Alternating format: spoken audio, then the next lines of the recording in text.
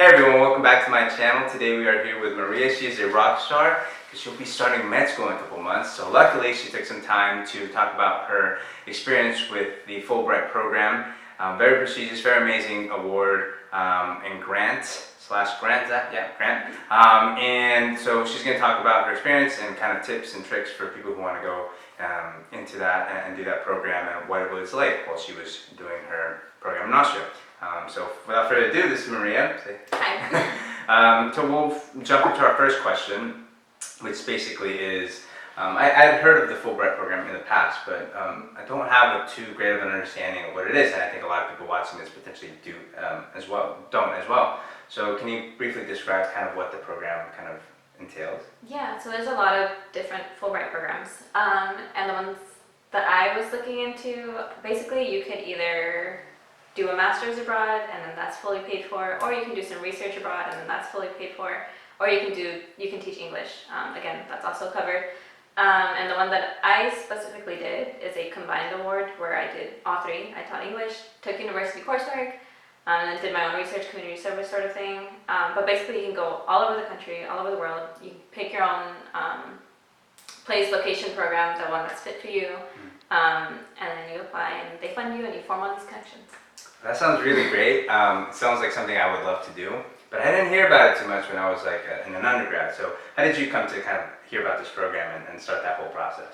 I think for me, I got kind of lucky because I also had not heard about the Fulbright, but it was my last year in college and I was really interested in global health, so I was looking for a program that would fund me to go somewhere else because I can't afford that.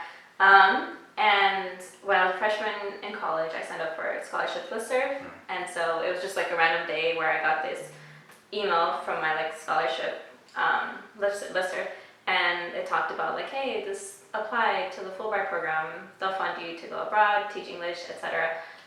Whatever you want. So then that's when I first looked into it, and it was just a random Wednesday where I was like, oh, Fulbright, okay. Didn't know anything about it. Didn't know that it was prestigious or anything, but I saw what they did and that they actually really wanted this binational communication agreement and connections between people, and I really like that. I think it's really important for the U.S. to go abroad and form all these connections. So from that listserv is how I personally found out about it. That's really cool. And how did you come, so you said there's a lot of different programs all over the world that you can do. How did you come to pick Austria and the program that you ended up doing? Was it more, I want to go to Austria, let's find a program around it, or was it the opposite? I really want, this program, it happens to be in Austria, it looks like a great place, let's do it. How was that experience or kind of thinking for you? Yeah, so I previously did not know that Austria as a country, well, I just didn't know much about Austria, so it was never in the back of my head.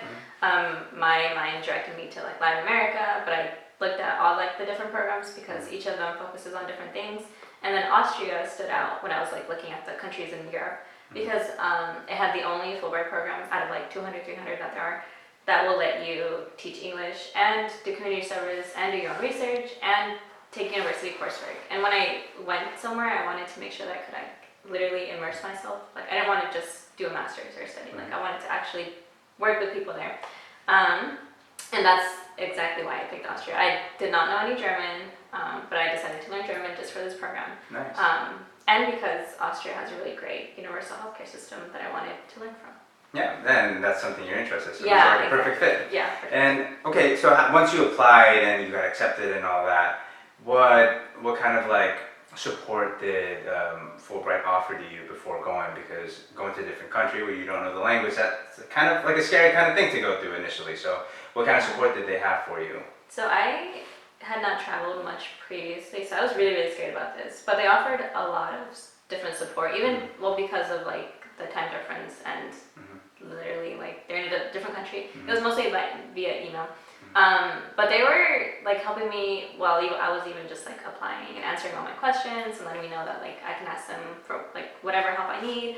They also helped me find a program, a German language program that I can go to, Middlebury in Vermont, and taught me the process to do that. And then with all the stuff that I have to do with my permit and stuff, they were always making sure that we were good. And then while flying and stuff, I don't know, I felt like everything was laid out in very simple terms, and I just followed what they told me to do, and then it was great. And then when I got there was even more support throughout the entire time that I was there. They That's were really just great. very, very, very supportive. I think I've heard that not all Fulbright programs can tend to be like that, but Fulbright Austria in particular was amazing. Again, I don't know much about the other programs, but Fulbright Austria, their supportive systems were really, really great for me. That's fantastic. And okay, so kind of went through all that. You went to Vermont to learn German a little bit. You took some class at your home university too. So you had some language acquisition already kind of going into the country. But how was it when you got to your program? What exactly did you do for your program? You already kind of talked about a little bit, kind of over broad, kind of what you did. But can you go into a little more detail as to each part of that program and what you kind of did? Yeah, so I think for Fulbright Austria, every recipient has their own different project, and mine was a community-based project. So I work with Backbone 20, which is this organization that works with youth, and they do a lot of stuff with them, provide this safe space, mentorship, tutoring, things like that. And that was a big part of my program. So I worked with these girls there, and a lot of them had migrant backgrounds and stuff like that, which was great because my parents are immigrants, so it's and it just connected well, and they were amazing.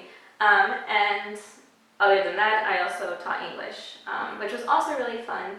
And what I would do is 4 days a week, I would go in and teach about happiness or politics or global warming and things like that, or anything that they wanted to learn about the U.S. and exchange different, what are some differences between the U.S. and Austria. Yeah. And I also took university coursework at the University of Vienna. I took anatomy, human anatomy, which was really fun, and also population genetics for fun. And then I also, because I wanted to learn about the healthcare system, part of me would also do these questionnaires where I would ask people what frustrates you about the healthcare system? What do you really like? Are doctors racist here? Things like that to learn more. And through all of these different components, that's what my whole Fulbright encompassed. But some people do art stuff or music stuff or research stuff. But mine was more community based, trying to learn about the healthcare system sort of.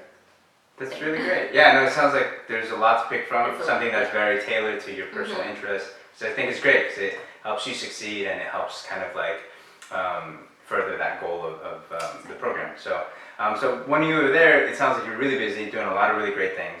But were there other kind of social events that Fulbright put together for the folks surrounding the region?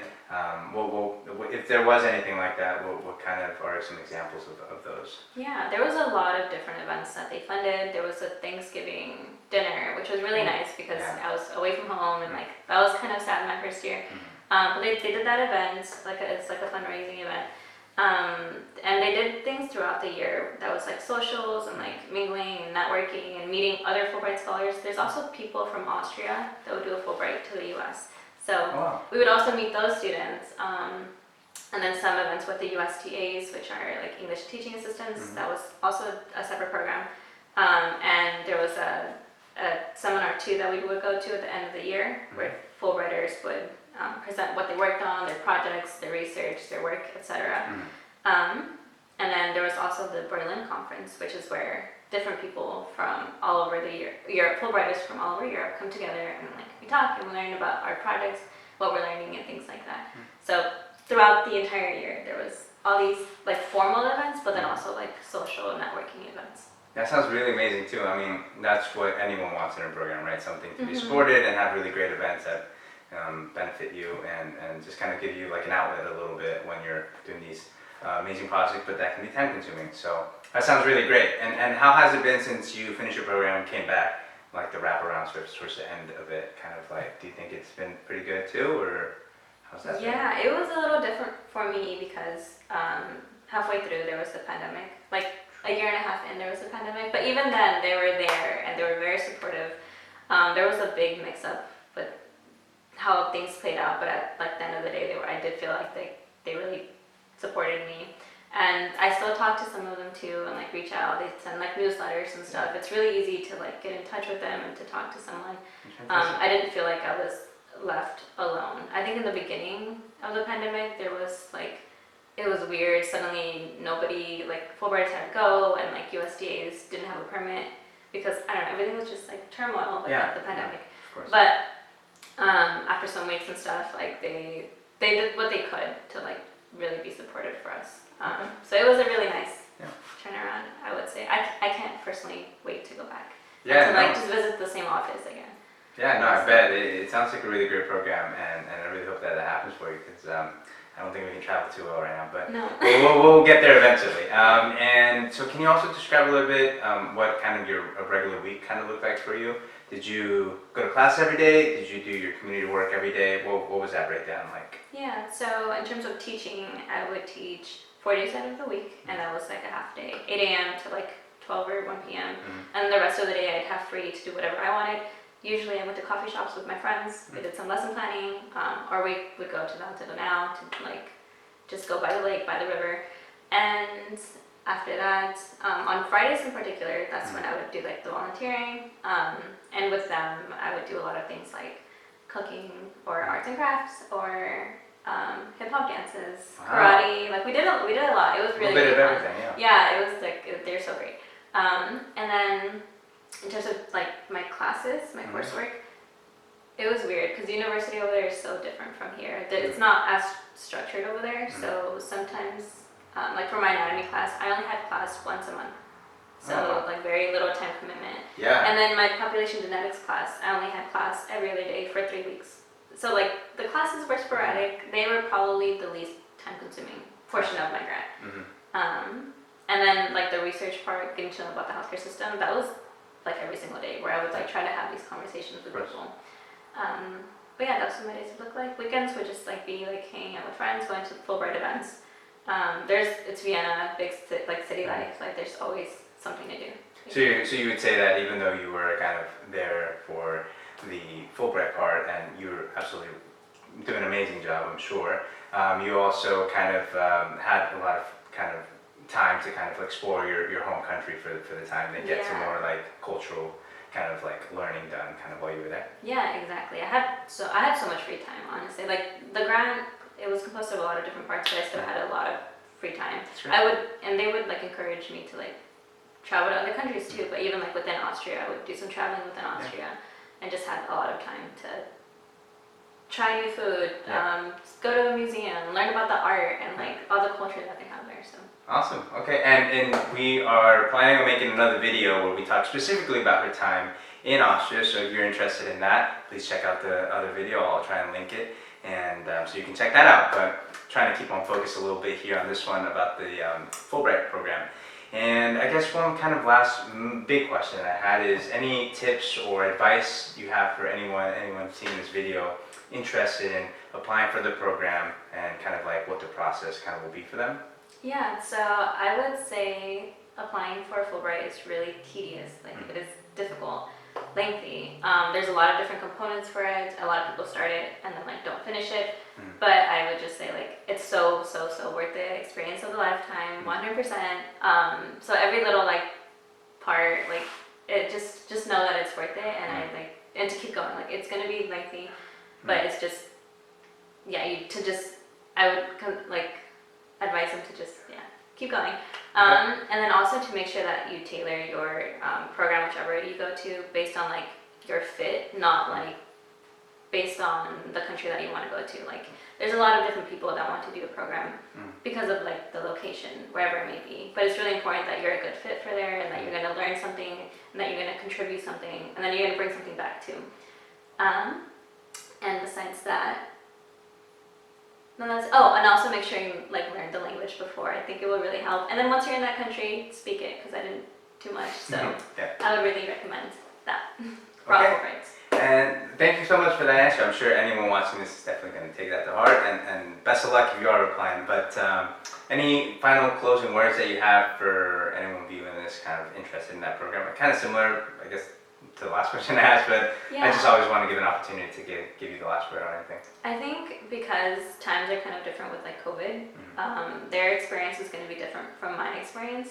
But from what I've spoken to like my program director, it seems like they're still trying to do things, and the program is still up and running. It's like shorter, I believe, but I still think that you'll get a lot from it, and that it's still going to be like a life-changing experience. So awesome, fantastic. Thank you so much for taking the time to speak to us and kind of educate us on the whole program. It sounds really amazing. So I really encourage everyone to apply for it, just because it sounds great and you got a lot of tips here. And yeah, that's basically it. Thanks so much. Thank you so much for watching, and see you in the next video where we talk about Austria. Bye.